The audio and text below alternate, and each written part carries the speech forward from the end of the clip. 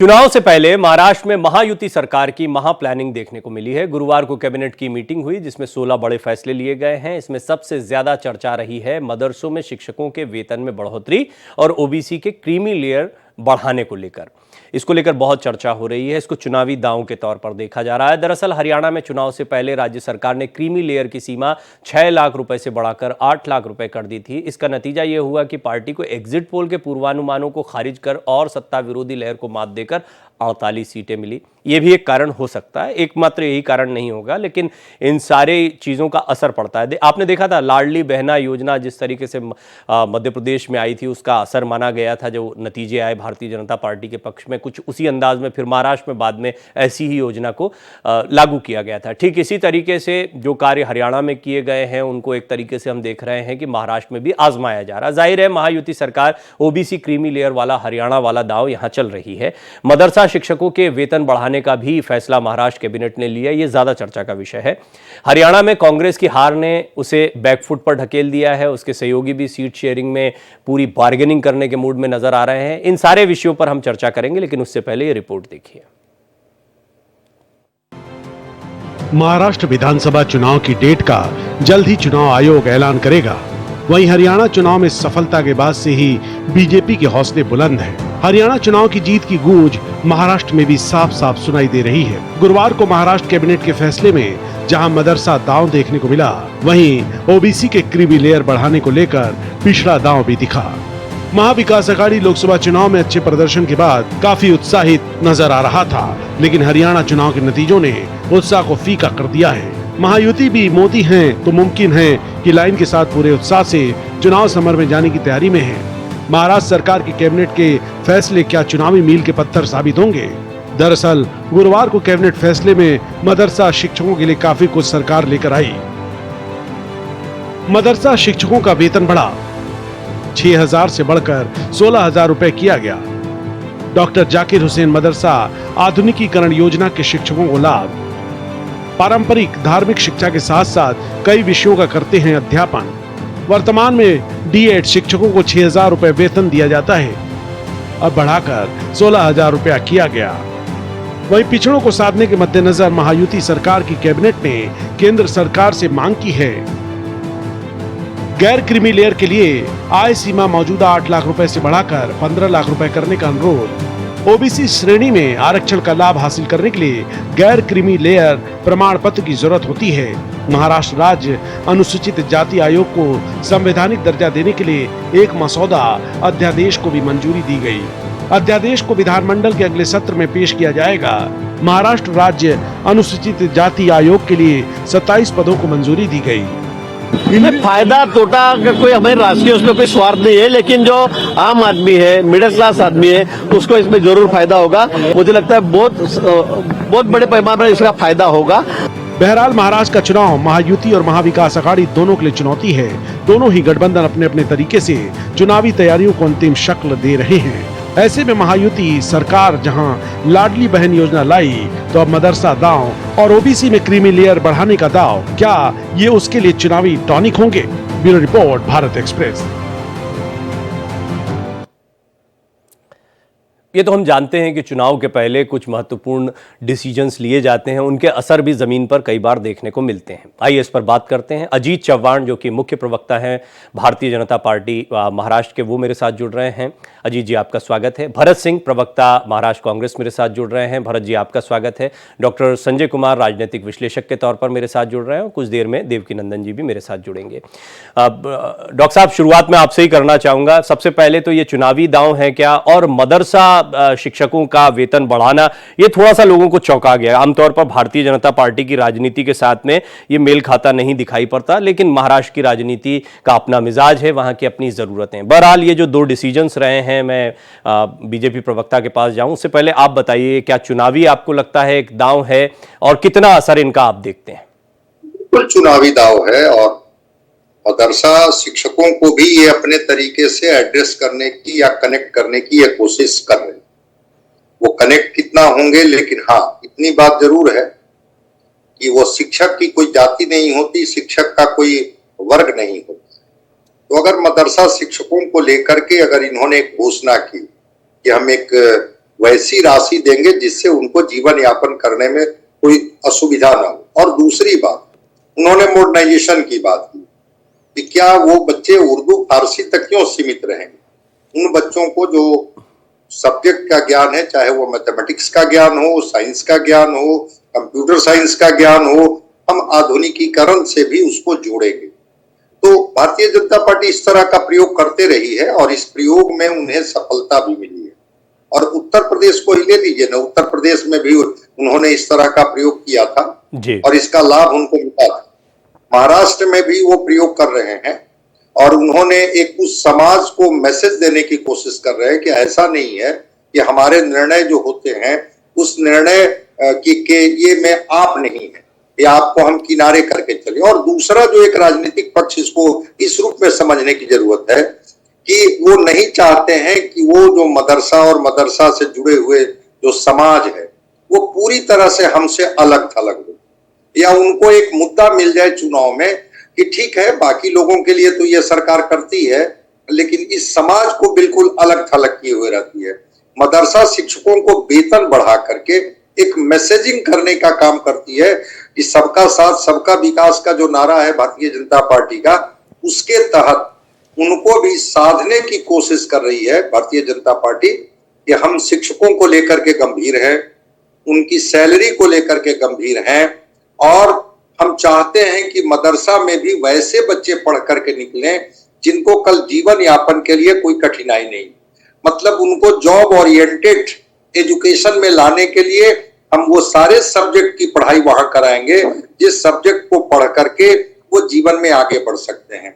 मैं मानता हूं कि विपक्ष के धार को थोड़ा कुंद करने के लिए और अपना जो एक कहते हैं ना कि अपना कैनवास उनके बीच में बढ़ाने के लिए एक कोशिश है कि भेदभाव की नीति मैं नहीं करता हूं, मेरा सबके विकास में सबके साथ में।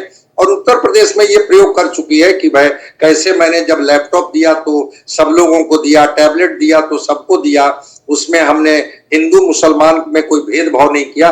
महाराष्ट्र में वही दाव अपनाने की कोशिश बीजेपी कर रही है या बीजेपी की सरकार कर रही है, जिस तरह की घोषणाओं को मैं देख रहा हूं। जी भरत जी, आप लोगों को तो स्वागत करना चाहिए, मॉडर्नाइजेशन हो रहा है, साथ ही साथ में ये बात सिर्फ ये मदरसे का तो चर्चा ज्यादा हो गई क्योंकि मैंने जैसा शुरुआत में कहा कि भारतीय जनता पार्टी की राजनीति में जरा कम देखने को मिलता है, इसलिए चर्चा ज्यादा हो रही है। लेकिन बाकी शिक्षकों के लिए भी ये घोषणा है, सिर्फ मदरसों तक सीमित नहीं है, तो आप लोग इसका स्वागत कर रहे हैं या आप कैसे देखते हैं, क्या नजरिया है आपका? देखिए तिवारी जी, इसमें दो बातें हैं। अगर नेक दिल से और सच्चे दिल से कोई चीज अगर अच्छा होता है तो उसको स्वागत करना चाहिए, मगर चुनाव के समय और चुनाव जब सर पे आ गया है, अगर उस समय किया जाता है तो कहीं ना कहीं ये दिखाता है कि ना इसमें इनका जो है नेकी दिख रही है और ना इनका जो है कहीं से उनके प्रति प्यार दिख रहा है। ये सिर्फ चुनाव के लिए किया गया एक घोषणा है। एक तरफ तो तिवारी जी मुसलमानों के प्रति इनका नफरत ये दिखाता है, इनके भाजपा के विधायक, भाजपा के नेता एक तरफ तो रिवॉल्वर के जैसे दिखा के इशारा करते हैं कि मस्जिदों में घुस के मारेंगे, और दूसरी तरफ अगर इस तरह से कहते हैं कि भाई हमने तो इनको बहुत कुछ देना चाहते हैं, बहुत कुछ करना चाहते हैं, तो मुझे लगता है कि इसमें कहीं ना कहीं इनके दिल का जो मंसूबा है वो पूरे महाराष्ट्र की जनता को और खास के मुस्लिम समाज को ये पता चलता है। यही चीज जो है 5 साल के पहले क्यों नहीं, मतलब 5 साल जब से ये मुख्यमंत्री बने हैं या जब से इनकी सरकार है, ये चीज तो ला सकते थे। आप देखिए ना, महाराष्ट्र के नीतीश राणे का बयान देखिए, भाजपा के बहुत सारे नेताओं का बयान देखिए, अजीत पवार जो है इससे नाराज होके ये कहने पे मजबूर हो जाते हैं कि इस तरह से वाकया मत करिए और मत बोलिए, क्योंकि जब आप जाते हैं और किसी तरफ इशारा करके रिवॉल्वर का इस तरह से करते हैं तो कहीं ना कहीं और उस समाज के बारे में बोलते हैं। तो मुझे लगता है कि इनके करनी और कथनी दोनों में तिवारी जी फर्क है। जी देवकीनंदन जी, आप इसको कैसे एनालाइज करेंगे? कांग्रेस प्रवक्ता ने हालांकि कुछ सवाल खड़े किए हैं, लेकिन ये कितना महत्वपूर्ण दांव है? हमने हरियाणा में देखा ओबीसी क्रीमी लेयर को लेकर जो बातें और जिस तरह की जातिगत कई बातें होती रही वहां पर, महाराष्ट्र की सियासत में आपको ओबीसी प्लस मुस्लिम वोट, खासतौर पर मुस्लिम वोटों को लेकर या मदरसे को लेकर ये जो डिसीजन लिया गया, इसका कितना इंपैक्ट आपको दिखाई पड़ता है? देखिए, इम्पैक्ट कितना पड़ेगा इसके बारे में मैं अभी कुछ नहीं कह सकता हूं, लेकिन एक बात मैं इसके बारे में जरूर कहूंगा कि पूरे देश में मुफ्त की रेवड़ी इतनी तेजी से बंट रही है, मतलब घूस दो वोट लो का पूरा ये सिस्टम चल रहा है। जहां जो भी सरकार है, चाहे वो यहां पर महायुति की सरकार है, झारखंड में हेमंत सोरेन की सरकार है, या जहां कहीं भी जो सरकारें हैं, वो सरकारें सत्ता में दोबारा वापसी के लिए कैश वितरित कर रही हैं और उसके तरह तरह की स्कीम ला करके बांट रही हैं, और उसके बदले वो वोट हासिल करना चाहती हैं।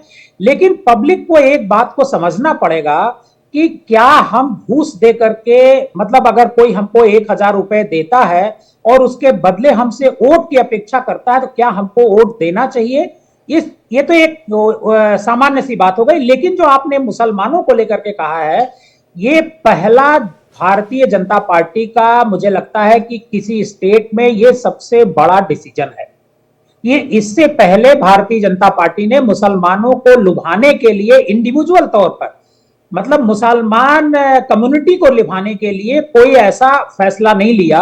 हालांकि जो भी गवर्नमेंट की स्कीम्स हैं, चाहे वो उत्तर प्रदेश में चल रही हो या किसी भी राज्य में चल रही हो, उसका फायदा जो है मुसलमानों को भी उतना ही मिलता है जितना हिंदुओं को मिलता है। चाहे वो आवास की स्कीम हो, चाहे वो किसान की स्कीम हो, जो किसान सम्मान निधि है, या शौचालय की स्कीम हो, इन सब में उनको लाभ मिलता रहा है। लेकिन इसके बाद भी मुसलमानों को बीजेपी आकर्षित नहीं कर पा रही है पिछले 10 साल में। उसकी एक वजह है। वजह यह है कि भारतीय जनता पार्टी सहायता तो दे रही है मुसलमानों को, उनको अपनी योजनाओं में शामिल कर रही है, लेकिन जो मॉब लिंचिंग है, मुसलमानों के खिलाफ जो चर्चाएं हैं, मुसलमानों के खिलाफ जिस तरीके से बीजेपी के नेता बोलते हैं, उससे मुसलमानों के मन में बीजेपी को लेकर के तफरका एक जैसा है, जो मैंने महसूस किया है। उसको फायदा भी मिल रहा है, वो स्कीम का लाभ भी उठा रहा है, लेकिन उसके बाद भी अगर वोट देने की बात कभी आती है तो मुसलमान बीजेपी के साथ खड़ा नहीं होता है।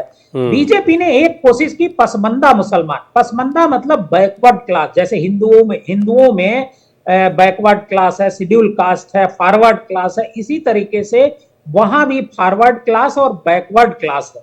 तो बैकवर्ड क्लास का जो एक कम्युनिटी है, उसको पसमंदा मुसलमान कहा जा रहा है। पसमंदा मुसलमानों को भारतीय जनता पार्टी अपनी तरफ कोशिश कर रही है आकर्षित करने की। ये अभियान करीब 2 साल से चल रहा है, मतलब जो लोकसभा चुनाव हुआ 24 का, उससे पहले से चल रहा है। बहुत सारी मीटिंग्स हुई पसमंदा मुसलमानों की कई जगह, लेकिन मुझे ऐसा लगता है, मेरे पास जो डेटा है उसमें मुसलमान लगता नहीं है कि 2024 के चुनाव में भारतीय जनता पार्टी को वोट दिया है। तो ये जो महाराष्ट्र में हुआ है, 6 से 18 कर 12 शायद किया गया है, मदरसों के जो टीचर हैं उनकी जो सैलरी बढ़ाई गई है, उससे मुझे नहीं लगता है कि बीजेपी को, यानी मैं इम्पैक्ट से यह समझना चाह रहा था कि मुस्लिम वोटों का कितना इम्पैक्ट है जो वहां पर किसी भी राजनीतिक दल को विवश करे कि भाई नहीं हमको रिझाओ। अब मैं आपको बता रहा हूं, दरअसल मुस्लिम वोट सबसे ज्यादा तो मुंबई रीजन में है। मुंबई रीजन में 36 सीटें आती हैं और वहां पर 10 मुस्लिम एमएलए आज की तारीख में है। तो सबसे ज्यादा प्रभाव जो बंबई, जिसे मुंबई हम लोग कहते हैं आज की तारीख में, वहां पर है। तो वहां पर जो 36 सीटें हैं उसमें मुस्लिमों का अच्छा खासा दबदबा है, और हर सीट पर है। कोई ऐसी सीट नहीं है जिस पर मुसलमान, मतलब 30,000, 35,000, 40,000, कई ऐसी सीटें हैं जहां लाख से ऊपर है मुसलमान। तो स्वाभाविक सी बात है कि उन मुसलमानों को अपनी तरफ आकर्षित करने की कोशिश ये भारतीय जनता पार्टी की है। और ये जो मुस्लिम कम्युनिटी है मुंबई में, इनमें बहुत सारे लोग बिहार से आए हुए हैं, बहुत सारे लोग उत्तर प्रदेश से आए हुए हैं और वहां पर जाकर के बस गए हैं जी। तो मुंबई एक कॉस्मोपॉलिटन सिटी है, वहां पर पूरी दुनिया, क्या पूरे देश से लोग आते हैं, पूरी दुनिया से आते हैं। लेकिन नौकरी की तलाश में जो पूर्वांचल है, बिहार है, वहां से बड़ी संख्या में लोग जाते हैं। उनमें मुस्लिम कम्युनिटी के लोग भी बड़ी संख्या में है, मतलब उनकी भी तादाद कम नहीं है, ठीक ठाक है। तो और पहले से मुसलमान बंबई में है, तो इसकी वजह से उन 36 सीटों को लेकर के भारतीय जनता पार्टी, हालांकि जो देहात के इलाके हैं वहां भी मुस्लिम कम्युनिटी है, प्रभावी है, लेकिन सबसे ज्यादा प्रभाव मुस्लिम कम्युनिटी का मुंबई रीजन में है, जहां पर 36 सीटें आती हैं। जी। डॉक्टर संजय, मुझे ये बताएं थोड़ा सा इसको बात को आगे बढ़ाते हुए कि क्या भारतीय जनता पार्टी की स्ट्रैटेजी, देखिए एक होता है, एक ओवरऑल इंप्रेशन होता है जो देवकी नंदन जी ने भी जिस बात को रखा है कि ओवरऑल हम देखें देश की राजनीति में देखें तो मुस्लिम वोटों को लेकर भारतीय जनता पार्टी ने कभी उतनी चिंता नहीं की जितना उसने हिंदू वोटों के ध्रुवीकरण पर विचार किया है, या उनको लगता है कि, और जैसा कि राजनीति रही है बहुत शुरुआती दौर से, बहरहाल आपको लगता है कि यहां पर ये दांव जो है ये कुछ काम आएगा, क्योंकि अजीत पवार हैं, उनका भी अपना एक स्टेक है, एकनाथ शिंदे हैं, उनका भी स्टेक है। यहां पर राजनीति वैसी नहीं है भारतीय जनता पार्टी की, उनको एकमेव चलना है। यहां पर एनसीपी की जो पुरानी राजनीति है उसका भी थोड़ा सा हिस्सा अंश लेकर आए हैं अजीत पवार। एकनाथ शिंदे जो है वो शिवसेना का हिस्सा लेकर आए, हालांकि उनकी राजनीति बहुत अलग नहीं थी बाला साहब ठाकरे वाली, लेकिन आपने देखा उद्धव ठाकरे ने किस तरीके से कुछ स्टैंड्स बदले थे जिसको लेकर कई बार आलोचना भी होती रही, उनका जो वो पक्का वाला वोट बैंक माना जाता है उसकी तरफ से। तो आपको क्या लगता है ये दांव कितना काम का है? नहीं, इसके असर होंगे। देखिए, कैबिनेट में 16 बड़े फैसले लिए गए, लेकिन चर्चा इसी बात पर हो रही है कि मदरसा के जो शिक्षक हैं उनके वेतन को 6,000 से बढ़ा करके, खास करके जो डीएड किए हुए शिक्षक हैं 16,000 कर दिया गया। बीएड किए हुए जो शिक्षक हैं उनका वेतन 8,000 था, उनको 18,000 कर दिया गया। देखिए, 6,000 पाने वाला शिक्षक, सोचिए कि उसकी आर्थिक स्थिति क्या रही होगी। और फिर मैं दोहरा रहा हूं कि जो एक शिक्षक होता है, कम से कम वो उसके पास उतना एनालिसिस करने का, इंटरप्रेट करने का तो एक अपनी बुद्धि होती है, विवेक होता है, जो कोई ऐसा नहीं है कि कोई फैनेटिक तरीके से ही चीजों को सोचे। बिल्कुल आपने सही कहा कि एकनाथ शिंदे और अजीत पवार भी हैं इनके गठबंधन में, जो महायुति का जो गठबंधन है, तो उसमें अगर इन शिक्षकों को मान लिया जाए कि इसमें पसमानदा समाज के लोग अगर होंगे, मदरसा में कौन बच्चे जाते हैं पढ़ने?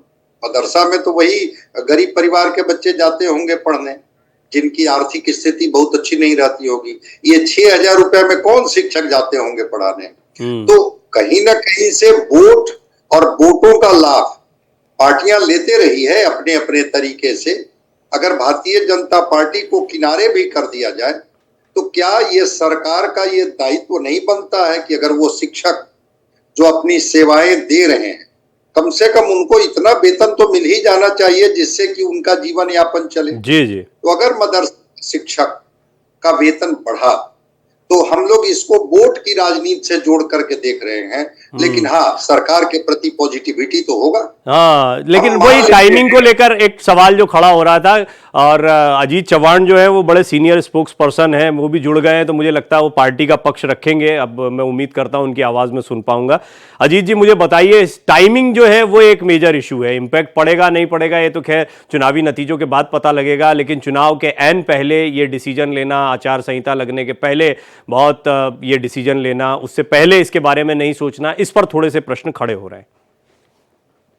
डॉक्टर, आप सुन पा रहे हैं मुझे? जी, सुन पा रहे हैं। सारे दर्शकों को मेरा प्रणाम। मैंने डॉक्टर संजय कुमार साहब को, मेरे मित्र कांग्रेस प्रवक्ता भरत सिंह जी को, देवकी नंदन मिश्रा जी को बड़ी शांति के साथ सुना। अब मैं मेरी पार्टी की तरफ से इसका विश्लेषण करूंगा। डॉक्टर, देखिए कि 2.5 साल हमें मिला, इससे पहले 2.5 साल तो महा विकास आघाड़ी की सरकार थी, उद्धव ठाकरे जी चीफ मिनिस्टर थे। बड़े जिम्मेदारी के साथ मैं कहूंगा, एक भी सरकारी भर्ती नहीं की गई, न पुलिस की भर्ती हुई, न शिक्षकों की भर्ती हुई। भरत सिंह जी को शायद पता है, मुझे जानकारी इस बात की नहीं है, हमारे यहाँ शिक्षकों की भर्ती के लिए, यानी शिक्षकों की बहाली के लिए, शिक्षकों के सैलरीज के लिए और बाकी सारी चीजों के लिए ऑनलाइन पोर्टल पे उसके लिए सुझाव मंगाए गए थे, और उसकी एक बहुत बड़ी प्रक्रिया थी, और उसको बहुत समय लगा डॉक्टर साहब। और वो समय इसलिए लगा क्योंकि कुछ लोग ऐसे थे जिनको अगर जल्दबाजी सरकार करती तो उनकी टर्न चली जाती और वो फिर कभी जिंदगी में एलिजिबल नहीं होते सरकारी नौकरी के लिए। तो पवित्र पोर्टल के द्वारा इन सारे शिक्षकों के ये सारे सवाल हल किए गए। पुलिस विभाग की भर्तियां की गई। देवकी नंदन मिश्रा जी आप बड़े सीनियर जर्नलिस्ट से आपको बता देंगे कि हर विभाग में लगभग महाराष्ट्र सरकार ने सरकारी नौकरियां खुली कराई।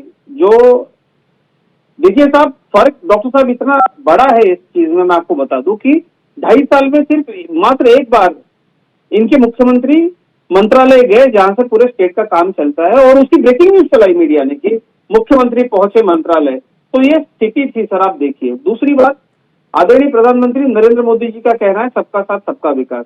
डॉक्टर साहब, मैं इस कार्यक्रम के माध्यम से आपसे गुहार लगाऊंगा, आप राष्ट्रीय पिछड़ा वर्ग आयोग को आदरणीय प्रधानमंत्री मोदी जी ने जो संवैधानिक दर्जा दिया, और उसके बाद चाहे हिंदू हो चाहे मुस्लिम हो, उन सभी के अंदर के जो मेरे ओबीसी भाई बहन हैं उनका जो भला हुआ। आप अब तक एमबीबीएस की जो सीटें हैं सर, डॉक्टर साहब इसके ऊपर आप चलाइए कि ये कांग्रेस का पाप है। ओबीसीओं पर मंडल आयोग के बाद इतना बड़ा अन्याय हो रहा था। कल रात में मैं राष्ट्रीय पिछड़ा वर्ग आयोग के अध्यक्ष हंसराज अहिर जी के साथ था। मैं इस बात का अभिनंदन करता हूं कि आदरणीय प्रधानमंत्री जी के नेतृत्व में इस तरीके का डिसीजन हुआ। डॉक्टर साहब, ये बहुत बड़ी बात है। गरीब के बच्चे अब एमबीबीएस बन पाएंगे। सारे पॉइंट से इत्तेफाक रखता हूं, एग्री करता हूं। अब मेरे सवाल का जवाब जो मैंने किया था, टाइमिंग, ये टाइमिंग अभी जो इमीडिएट इलेक्शन आचार संहिता लगने के पहले डिसीजन, बस इसी पे, बाकी तो डिसीजन सही है, सभी ने इस पर यही बात बोली एक मत। डॉक्टर साहब, आप फिर से सवाल दोहराइए। मेरा सवाल था डिसीजन, जो आपने डिसीजन लिया वो टाइमिंग जो है उसको लेकर सवाल खड़े हो रहे हैं। बाकी तो डिसीजन जो है सबको पसंद आ रहा है, सभी कह रहे हैं कि ठीक है। भरत सिंह जी भी कह रहे हैं कि कथनी और करनी का फर्क है। वही मैं टाइमिंग की बात आपको कह रहा हूँ। टाइमिंग की बात इसलिए है डॉक्टर साहब, देखिए हम राजनीतिक कार्यकर्ता है। चुनाव के पहले जो लोगों को अच्छे लगे ऐसे डिसीजंस लेना, इसके पहले मदरसों को लेकर के और कई मुस्लिम समाज के अलग अलग महामंडल्स को लेकर के, आप इस बात को भी देखिए कि मुसलमानों को लेकर के ये कोई अकेला डिसीजन नहीं है। जो मुस्लिम्स ओबीसी में आते हैं उनके लिए इसके पहले मुझे लगता है 1-1.5 साल पहले डिसीजन हुआ, तो तब कांग्रेस का कहना क्या था। और मैं सीधा सीधा सवाल ये पूछता हूं कि कांग्रेस के लोगों से कि आप लोगों ने आजादी के बाद और मंडल आयोग आने के बाद क्या किया? आप लोग सो रहे थे क्या? और मुझे एक बात बताइए, इस देश में मुसलमान मेरी बहनों को न्याय देने का काम, सीधा फर्क है डॉक्टर साहब। देखिए क्या हुआ कि इन लोगों ने ऐसा एक कानून बनाया कांग्रेस ने कि अंधेरी खाई में धकेल दिया मेरी मुसलमान बहनों को। ये डर गए ये मुसलमानों की वोट के लिए। और भरत सिंह जी, आप भरत सिंह हो, मैं अजीत चौहान हूं, मैं छाती ठोक के डंके की चोट पे कहता हूं, हाँ मैं हिंदुत्ववादी हूं। हमारा हिंदुत्ववाद किसी धर्म से नफरत करना नहीं सिखाता। हम मुसलमानों के साथ इस देश में कंधे से कंधा लगाकर कई लड़ाइयां लड़े हैं। मेरे पुरखों ने कई लड़ाइयां लड़ी है और हम हिंदुवादी है। जिस तरीके से मुसलमान अपने धर्म की बात करते हैं, हम भी अपने धर्म की बात करते हैं। पर अगर हम सत्ता में है तो हम मुसलमानों पे अन्याय नहीं करेंगे। ये मोदी जी ने बड़े सुस्पष्ट तरीके से सबको योजनाओं का लाभ मिलता है तो काहे गया। भरत जी कुछ कहना चाह रहे हैं, भरत जी बोलिए। तिवारी जी, मैं चौहान जी से पूछना चाहता हूं, ये किस धर्म की बात करते हैं? इनका एक विधायक सरेआम कहता है कि मस्जिदों में घुस के मारेंगे, गोली मारेंगे, गोली का रिवॉल्वर का नोक दिखाता है। क्या यही इनका धर्म है? क्या यही इनका सबका साथ सबका विकास है? आप लोगों जो बोलते आदरणीय नरेंद्र मोदी जी ने कहा था। सुन लीजिए जवाब, आपने पहले भी सवाल उठाया था। चिमटे से भी नहीं छूना चाहते हैं, चिमटे से भी नहीं छूना चाहते हैं। और उसके बाद में नरेंद्र मोदी जी पसमाना मुसलमानों की बात करते हैं। भरत जी, उनका जवाब है कि एक एमएलए के कहने से पार्टी की विचारधारा तय नहीं होती। एक एमएलए अगर ये बात कहता है तो उसको पार्टी की विचारधारा ये ना माना जाए। वो उसके साथ खुद को डिस्कनेक्ट कर रहे हैं, मतलब इस बयान के साथ में। नहीं, फिर ये गलत कह रहे हैं। उस एमएलए की हिम्मत कैसे हो जाती है कि वो एक बार नहीं कहता है, वो बार बार कहता है। उसके बाद में वोट जिहाद की बात यहाँ का डीसीएम करता है कि वोट जिहाद, इसका मतलब क्या होता है? वोट जिहाद का मतलब आप मुझे बताइए। पिछड़ा वर्ग आयोग को संवैधानिक दर्जा क्यों नहीं दिया? आप लोगों का धंधा है। जो पूछ रहा हूँ अजीत जी, मैं जो पूछ रहा हूँ अजीत जी, उसकी बात बताइए। आपने नीतीश राणे के ऊपर क्या कार्रवाई किया कि इतने एफआईआर होने के बाद आप उसको अरेस्ट क्यों नहीं किए? और आप चले हैं मुसलमानों को लुभाने के लिए, आप चले हैं मुसलमानों की लुभाने की कोई बात ही नहीं है। मेरी बात सुनिए भरत जी।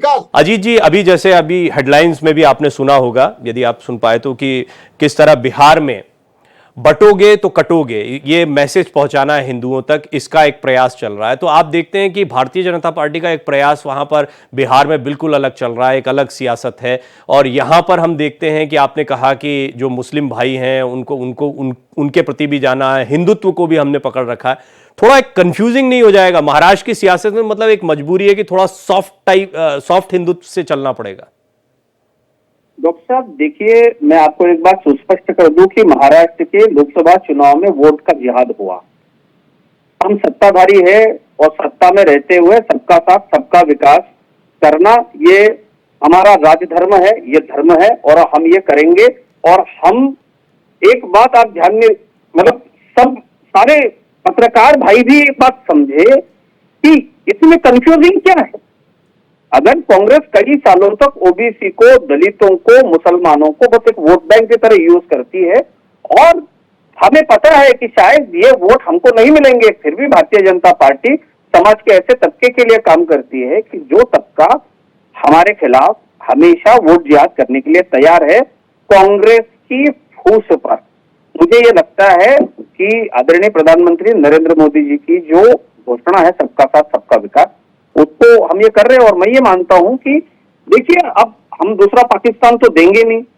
अब मदरसे में जो पढ़ने वाले बच्चे हैं वो धार्मिक शिक्षा ले रहे हैं, पढ़ करके जब वो बाहर निकलेंगे तो करेंगे क्या सर? तो उनको अंग्रेजी, समाजशास्त्र, गणित और दूसरे जो विषय है, जो विषय उनको रोजमर्रा की जिंदगी में काम आएंगे, आगे चलकर जॉब मिलेगी, हायर एजुकेशन वो पा सकेंगे, ऐसे शिक्षकों की सैलरी बढ़ाई गई है। मुझे लगता है मीडिया ने बाकी सारी चीजें छोड़ करके इसका खुले तरीके से स्वागत करना चाहिए।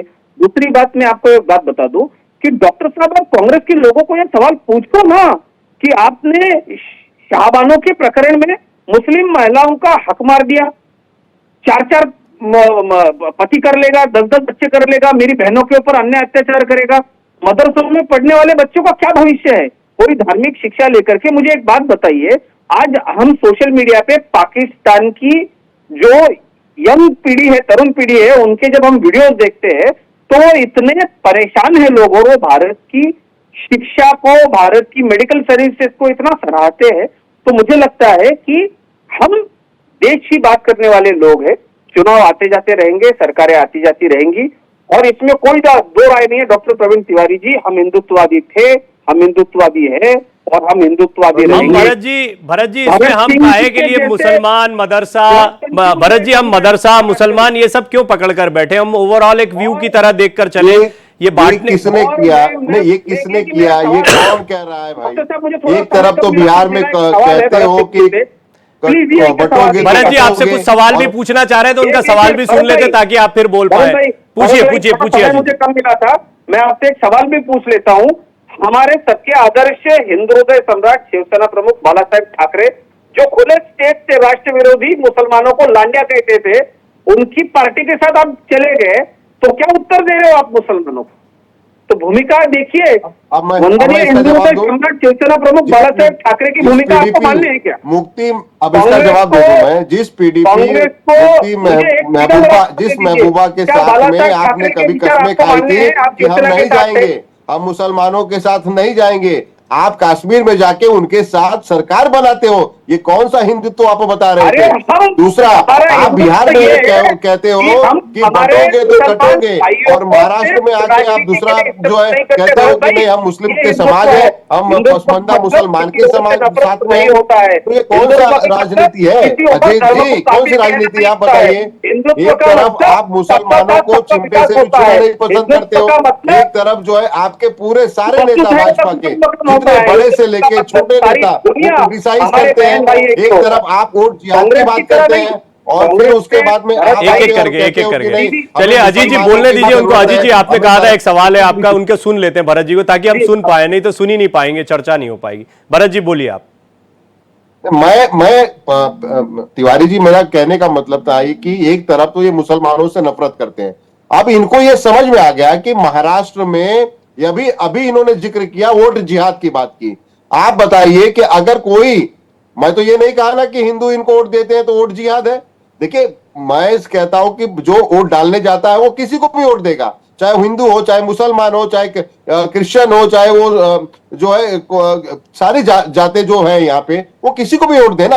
आप किसी के बारे में विशेष तौर पे किसी एक समाज के बारे में कहे कि वोट जिहाद, तो मुझे लगता है कि इस देश में कानून व्यवस्था और जो बाबा साहब आम्बेडकर ने संविधान बना के गए, उस संविधान की धज्जियां कोई उड़ाता है तो मुझे लगता है ये अजीत जी की पार्टी भाजपा उड़ाती है। एक तरफ मुसलमानों के आप खिलाफ में बात करते हैं, आपके विधायक, और आपने एक तिवारी जी आप एक चीज कहा है कि एक व्यक्ति से कहने से कुछ नहीं होता है। अगर वो एक बार कहते और गलती मान लेते तो मुझे लगता था कि हाँ उन्होंने गलत किया है। वो व्यक्ति हर दूसरे दिन आके टीवी पे, हर दूसरे दिन आके अखबारों में ये अगर न्यूज आता है, ये अगर कहते हैं कि मुसलमानों को हम छोड़ेंगे नहीं, घर में घुस के मारेंगे, मस्जिदों में घुस के मारेंगे, उसके दूसरे देखिए ये तो भारतीय जनता पार्टी प्रवक्ता ने जो ऑफिशियली औपचारिक तौर पर कहा, मैं कौन होता हूं कुछ बोलने वाला, और ऐसा कांग्रेस के भी कई बयान आते हैं। मेरे पास बहुत लंबी फेहरिस्त है कि जब किनारा करना पड़ता है पार्टियों को, इंडिविजुअल कई बार बयान देते हैं, गिरिराज सिंह जी कई बयान देते हैं, कई बार उनके बयान के साथ में नहीं जाती है पार्टियां, तो इंडिविजुअल्स के बयान पे बात चल रही थी वो।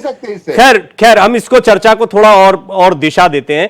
देवकी नंदन जी, एक मैं आऊंगा अजीत जी, एक थोड़ा बाकी के मेहमानों को भी शामिल कर लेते हैं। सुनिए आप, तो ये एक विश्लेषण भी हमको समझ में आएगा। देवकी नंदन जी, क्या ये बात सही है कि लोकसभा चुनाव में, जो अजीत जी की बात से मुझे समझ में आया कि लोकसभा चुनाव में मुस्लिम वोटों का ध्रुवीकरण भारतीय जनता पार्टी की एक चुनौती बना, और क्या इस तरह का कोई कदम वो जो परेशानी पैदा हुई थी वो विधानसभा चुनाव में दूर कर पाएगा? बिल्कुल आप ठीक कर रहे हैं। देखिए, मैं उससे पहले, हम लोग क्योंकि चर्चा केवल मदरसा की बात कर रहे हैं, जो कैबिनेट ने फैसला लिया उसमें 8,000 से जो शिक्षकों का वेतन है वो 18,000 भी किया है, लेकिन उस पर हम लोग चर्चा नहीं कर रहे हैं। हम लोग चर्चा केवल मुसलमान पर कर रहे हैं। उसकी वजह है, दरअसल मुसलमान पर चर्चा इस वजह से हम लोग कर रहे हैं क्योंकि हम लोग ये मान के चल रहे हैं कि ये वोट के लिए भारतीय जनता पार्टी ने फैसला किया है, और शायद पैनल पे सारे लोग भारतीय जनता पार्टी के प्रवक्ता इस बात पे शायद इत्तेफाक ना करें, लेकिन ये तो पक्का मान के चलिए कि भारतीय जनता पार्टी की सरकार कितने साल हो गए वहां महाराष्ट्र में चलते हुए, करीब 2.5-2 साल। अगर शिवसेना उद्धव ठाकरे की सरकार को हटा दे तो करीब 10 साल में 2.5 साल छोड़ दीजिए तो 7.5 साल बीजेपी की सरकार हो गई है।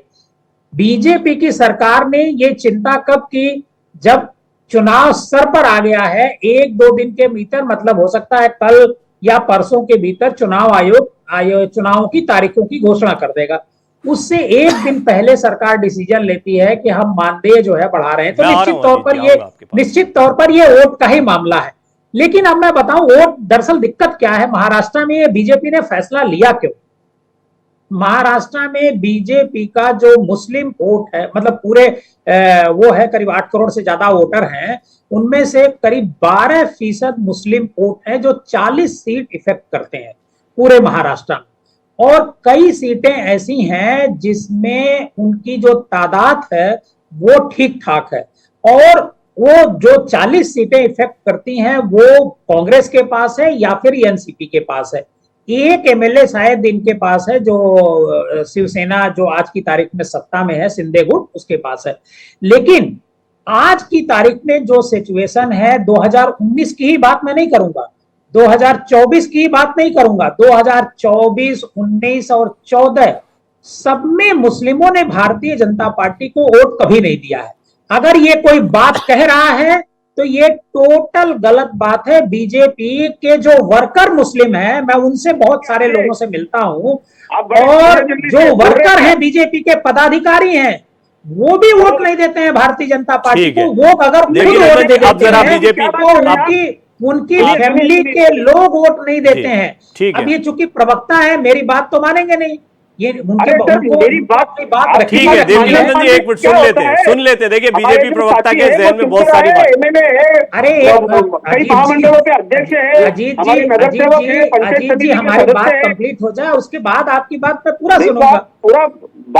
मैं कम से कम फैक्चुअली देवकी नंदन जी वो फैक्चुअली ये बता रहे हैं कि आपने जो बताया है तस्वीर उतनी नहीं है, उनके कई और ऐसे कार्यकर्ताओं के बारे में बता रहे हैं जो है वो प्रैक्टिकल बता रहा हूं जी। मेरे उत्तर प्रदेश, पूरे देश में कम से कम 100 मुस्लिम बीजेपी के पदाधिकारी हैं जानने वाले, और नीचे से लेकर के राष्ट्रीय लेवल तक के पदाधिकारी जानने वाले हैं।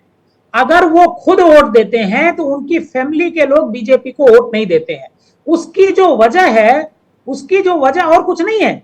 मैं पहले चरण में मैं ये बात कह चुका हूं कि बीजेपी सबको लाभ दे रही है, मुस्लिम उसका लाभ उठा रहे हैं, लेकिन जो बीजेपी के नेता मुस्लिमों के खिलाफ जो नफरत भरी बात करते हैं वो वोट इसकी वजह से नहीं देते हैं। सबसे पहले ये मदरसा के वेतन बढ़ाने से मुस्लिम वोट नहीं देने वाला है।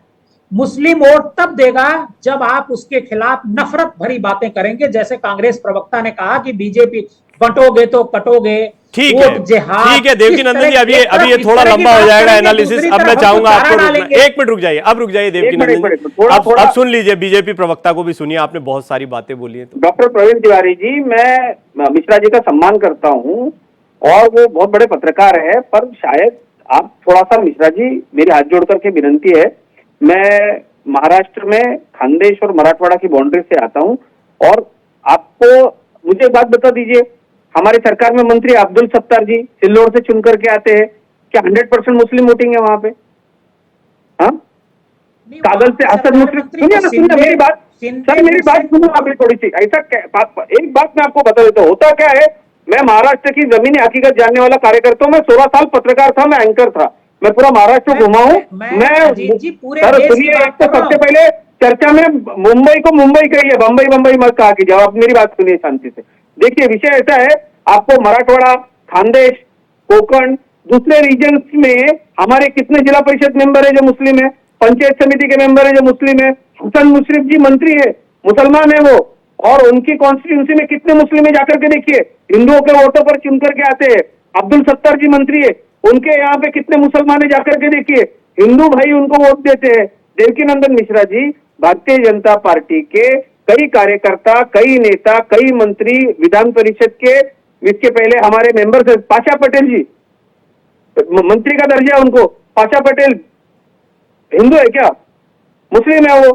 हमारे भारतीय जनता पार्टी के इतने बड़े नेता है, कल रात में मेरे साथ में थे। तो हमारा महाराष्ट्र जो है, डॉक्टर साहब मैं आपको बता दूं, हमारे महाराष्ट्र को एक बहुत बड़ी परंपरा है, और भारतीय जनता पार्टी में भी और हमारे सारे मित्र पक्षों में, मित्र दलों में भी हिंदू मुस्लिम विषय, ग्रामीण भाग में अगर जाएंगे, हमारे यहाँ पिंजारी है, हमारे यहाँ खटीक भाई है, हमारे यहाँ मोमिन भाई है, हमारे यहाँ तड़वी भाई है, ये आप पहचान नहीं पाएंगे ये आदमी मराठी है या मुसलमान है, इतना वो घुल मिल करके ग्रामीण। और मुझे एक बात बताइए, एक मदरसे का छोटा सा डिसीजन है, किसानों के लिए इतनी सारी योजना लाई, पेयजल की योजना लाई, घरों की योजना लाई, एजुकेशन में योजना लाई। ओबीसी में महाराष्ट्र में 18% मुस्लिम है, उनको 27% आरक्षण मिल रहा है। इसका विश्लेषण कौन करेगा सर? सिर्फ मुंबई यानी महाराष्ट्र नहीं है, महाराष्ट्र बहुत बड़ा है।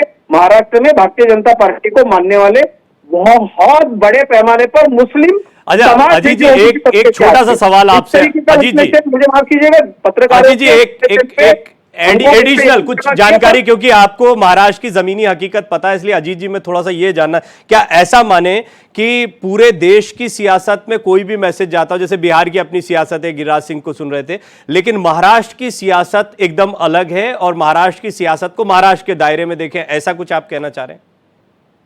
डॉक्टर साहब, मैं बड़े विनम्रता के साथ आपको ये बात कह रहा हूं कि देखिए, मुंबई में बैठ करके महाराष्ट्र को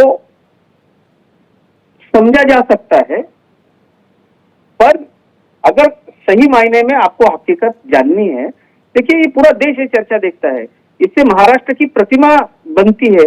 भारतीय जनता पार्टी महाराष्ट्र प्रदेश में हमारे कई सम्माननीय मुस्लिम नेता है, एकनाथ देशमुख है, हमारे एक पूरे इकाई के प्रदेश के अध्यक्ष है, वो आते हैं तो हम भी उठ करके खड़े होते हैं, मुसलमान है।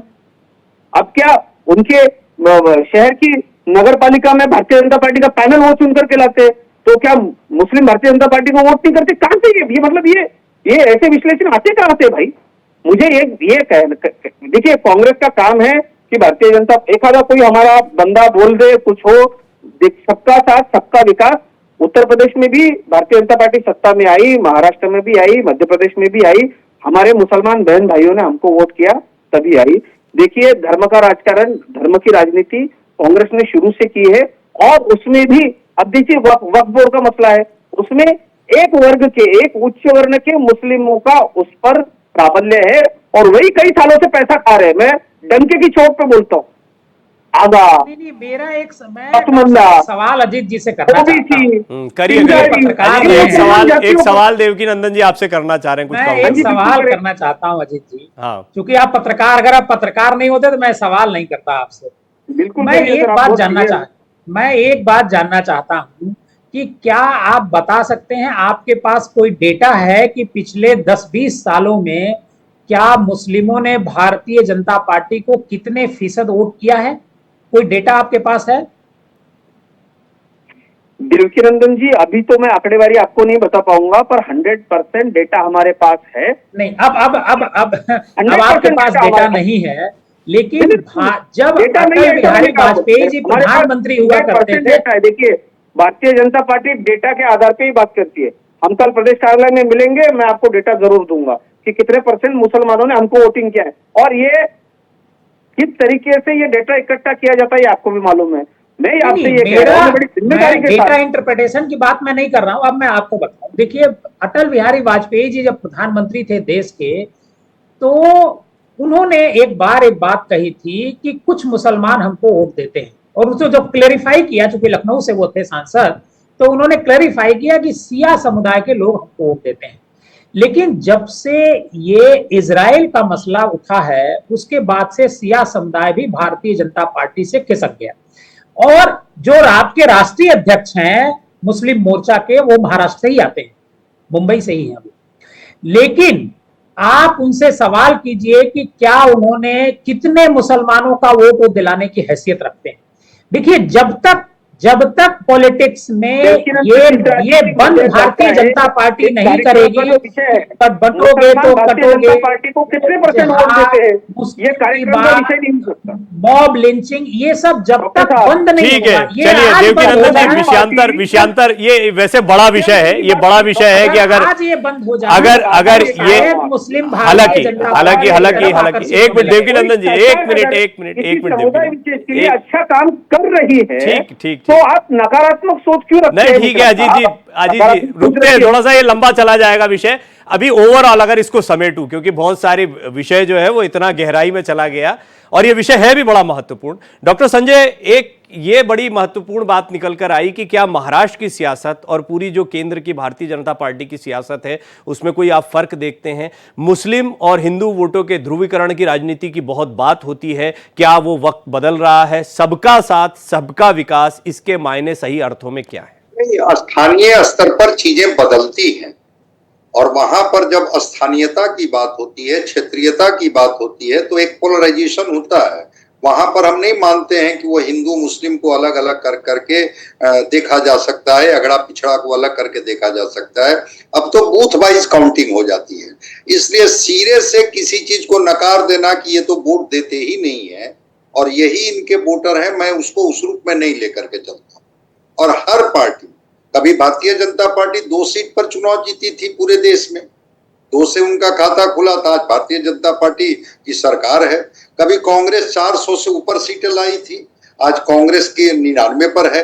तो ऐसा कुछ नहीं है कि साइंस भी एब्सोल्यूट जैसा कोई चीज नहीं कहता, चीजें होती है, ठीक है। उनके पास, अजीत जी के पास अभी डेटा नहीं होगा, लेकिन ऐसा नहीं है कि मुस्लिम इनको वोट नहीं देते हैं। वो डिपेंड करता है कि वहां की परिस्थितियां कैसी रही है। हो सकता है कि वो हिंदू एमएलए ही रहे हों या दूसरे एमएलए ही रहे हों, और मुस्लिमों के प्रति उनके एक व्यक्तिगत संबंध रहे हों, व्यक्तिगत रिश्ते रहे हों।